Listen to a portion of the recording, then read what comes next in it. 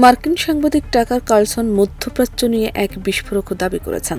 তার বক্তব্যে উঠে এসেছে, ইসরায়েল শুধু ইরান নয়, সৌদি আরব, কাতার সহ উপসাগরীয় কয়েকটি দেশের বিরুদ্ধেও গোপন তৎপরতা চালাচ্ছে। কার্লসনের দাবি, সৌদি আরব ও কাতারে ইসরায়েলের গোয়েন্দা সংস্থা মোসাদের একাধিক এজেন্ট গ্রেপ্তার হয়েছে। তাদের বিরুদ্ধে বড় ধরনের বোমা হামলা বা নাশকতার পরিকল্পনার অভিযোগ রয়েছে।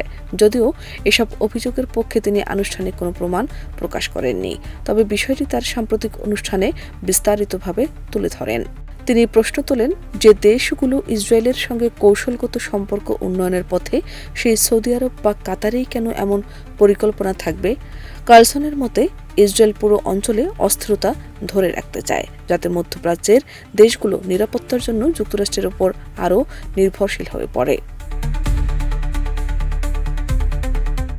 টাকার কার্লসন ইসরায়েলে নিযুক্ত মার্কিন রাষ্ট্রদূত মাইক হাকাবির সাথে তার সাম্প্রতিক এক সাক্ষাৎকারের কথা উল্লেখ করেন। ওই সাক্ষাৎকারে হাকাবি বাইবেলের রেফারেন্স টেনে ইসরায়েলের সীমানা বৃদ্ধির কথা বলেছিলেন, যা পুরো আরব বিশ্বে তীব্র প্রতিক্রিয়ার সৃষ্টি করেছিল। কার্লসন মনে করেন, ইসরায়েলের এই সম্প্রসারণবাদী মানসিকতা এখন আর কেবল ফিলিস্তিনের মধ্যে সীমাবদ্ধ নেই, বরং তা পুরো আরব উপসাগরীয় অঞ্চলের জন্য হুমকি হয়ে দাঁড়িয়েছে।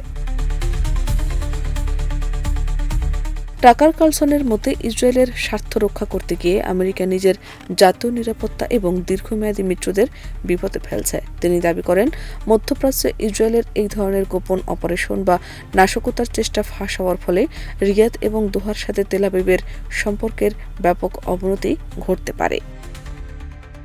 শাহনাজ পারভীন, দেশ রূপান্তর।